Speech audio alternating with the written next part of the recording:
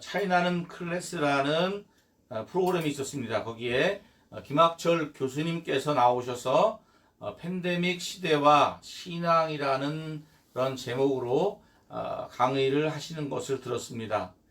예, 지금 초유의 코로나19라는 감염병으로 인해서 세계가 참 어려움을 겪고 있습니다. 그래서 많이 우리가 듣는 말이 사상 초유의 사태다, 사상 초유의 일이다, 이런 얘기를 많이 하고 있는데, 세계사를 살펴보면 지금 감염병 코로나19 팬데믹 말고도 여러 번의 팬데믹 사건이 있었습니다. 그런데 그 팬데믹 사건 이후에 기독교는 큰 변화가 있었습니다. 그 팬데믹 사건 속에서 사람들은 우리 기독교인을 보고 있습니다. 그 속에서 팬데믹을 같이 겪으면서 그리스도인들은 과연 어떻게 살아가는가 하는 것을 그들은 보고 있습니다. 그런데 그 사건 속에서 우리 기독교인 믿음의 선배들은 세상 사람들과 다른 그리스도인의 품격, 품위를 세상 사람들에게 보여줬습니다. 그래서 우리 기독교가 세상 가운데에 빛이 되고 소금이 되는 놀라운 그러한 일들이 일어나게 되는 것을 우리는 볼 수가 있습니다. 2020년 한국 교회와 성도들은 그러면 지금 이 코로나19 팬데믹 시대에 사람들 가운데에 어떻게 비춰지고 있는가 하는 것을 오늘 말씀을 통해서 보면서, 그러면 우리가 앞으로 어떻게 또 살아야 할 것인가 하는 것도 우리가 생각해 봤으면 좋겠습니다.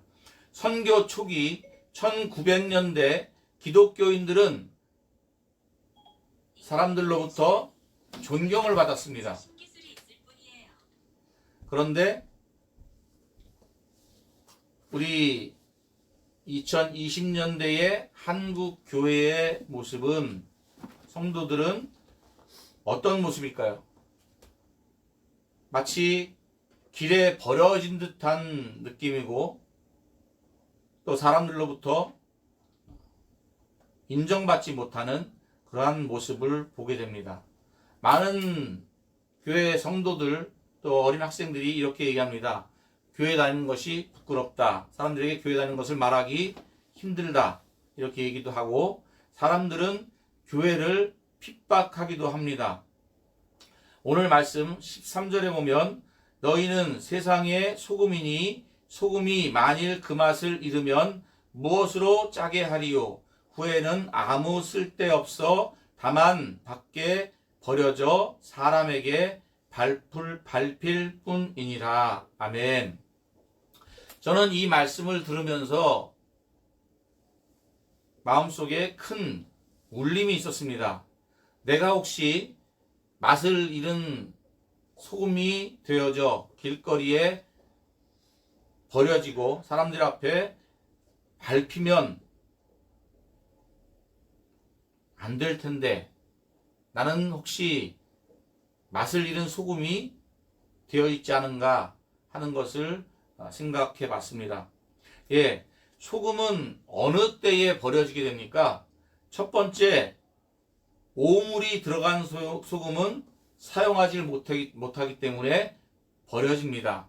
교회 안에 들어온 세속주의나 황금만능주의나 기복적인 신앙이 교회를, 성도들을 더럽히게 만듭니다. 그 더러워진, 우리 안에 들어온 더러워진 것들 때문에 우리는 버려질 수밖에 없습니다. 하나님께 사용할 수가 없습니다.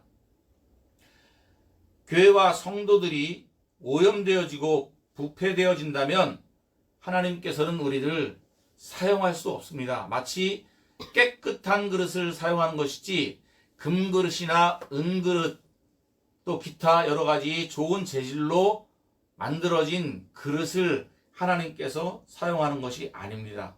우리의 마음 가운데에 하나님이 기뻐하지 않는 말씀을 떠난 것들이 우리 안에 있다면 그것들을 다 십자가 밑에 물어버릴 수 있는 저와 여러분 되시기를 주님의 이름으로 축원합니다. 네. 둘째로 버려지는 이유는 그 맛을 잃었기 때문입니다. 여러분, 소금이 맛을 잃은 것을 보셨습니까? 우리에게는 참으로 생소한 이야기입니다. 그런데 지금 이 세상 사람들이 사용하는 그 소금이 우리나라는 암염이 나지 않기 때문에 암염을 잘 보지 못합니다. 예, 암염이라는 것은 이렇게 돌덩이처럼 생긴 소금을 말하고 있습니다. 그런데 이 소금이 그 암염 덩어리가 습기를 접하게 되면 그 소금이 다 녹아내려서 나중에는 소금기가 다 없어진 돌덩이에 불과한 그러한 모습이 됩니다. 그 돌덩이가 된 소금은 아무 필요가 없기 때문에 길거리에 던져 버려지게 되고 사람들 앞에 밟힘받는 그런 신세가 되는 것입니다. 성직자들은 세상 사람들이 보기에 뭔가 달라야 한다 이렇게 생각하고 있습니다. 장로나 집사나 교회의 중직자들 또 교회를 다니는 교인들은 뭔가 달라야 한다 하는 세상 사람들의 기대가 있습니다. 그런데 그 기대치에 맞지 않게 되면 사람들은 교회를, 성도들을 또 성직자들을 버릴 수밖에 없습니다. 로마 시대에 핍박받는 기독교인들은 어땠을까요? 예, 그들은 많은 핍박과 어려움을 당하면서도 서로 예배하고 도우며 살았습니다. 그 시대를 살아가는 세상 사람들과 같지 않았습니다. 그 시대의 로마인들은 음란하고 타락하고 정말 소돔과 고모라와 같은 그러한 삶을 살아가는 사람들이었습니다. 그러나 그들 마음 가운데에도 그것들이 올바르지 않다는 것을 그들은 알았습니다. 그래서 세상 사람들과 다른 이 그리스도인들, 기독교인들을 보면서 그들 마음 가운데에 큰 울림이 있었습니다. 가난한 자들을 돌보고 버려진 전염병 환자들을 돌보고 그들을 사랑하며 그들과 함께 살아가는 그 모습을 보면서 드디어 핍박하던 기독교가 주후 313년에 로마의 국교로 공인받는 것에 이르기까지 기독교는 많은 사람들로부터 사랑을 받게 되는 그러한 놀라운 일들을 경험하게 되었습니다. 우리나라에서도 선교 이래 1907년 대부흥의 사건이 일어났습니다. 이 사건을 계기로 교회와 기독교인들은 달라졌습니다. 많은 사람들이 회개하고 그들의 삶이 달라지고 교회의 모습도 달라졌습니다. 첫째로 남자와 여자가 같이 예배를 드리게 되었고 양반과 노비들이 같은 곳에서 예배하며 교회의 중직을 뽑는 자리에서 왕손은 장로의 탈락이 되고 노비 출신인 자가 그 왕손을 이기고 장로가 되는 놀라운 사건을 경험하기도 했습니다. 교회는 말씀과 기도로 살아가며 하나님의 말씀 그 길을 좌로나 우로나 치우치지 아니하고 올바른 삶을 살아가게 됐습니다. 그래서 사람들은 이렇게 얘기하고 했답니다. 교인들은 역시 달라. 교회 다니는 사람들은 정말 달라. 이렇게 얘기를 했다고 합니다. 14절 말씀 다 같이 한번 같이 읽겠습니다. 시작. 너희는 세상의 빛이라. 산이 있는 동네가 숨겨지지 못할 것이요. 아멘. 예, 우리는 세상의 빛이라고 예수님께서 말씀하고 있습니다. 우리 한번 다 같이 따라합시다. 우리는 세상의 빛이다. 우리는 세상의 빛이다. 우리는 세상의 빛이다. 우리는 세상의 빛이다. 나는 빛이다. 나는 빛이다. 예, 우리가 비친 것을 잃어버릴 때가 많습니다. 우리는 하나님의 자녀, 빛의 자녀이기 때문에 빛이라는 사실을 생각하고 빛의 사람들처럼 살아야 합니다. 그런데 빛이 나려면 자신을 희생할 때 빛이 나게 되는 것입니다. 초나 등불 이런 것들은 빛을 발하기 위해서 자신을 태울 때에 빛이 나는 것입니다. 희생하고 또 헌신할 때에 세상을 향하여 어둠을 밝히는 빛이 될 수 있다는 것을 꼭 기억하셨으면 좋겠습니다. 15절 말씀에 사람이 등불을 켜서 말 아래 두지 아니하고 등경 위에 두나니 이러므로 집안 모든 사람들에게 빛이 느니라. 아멘.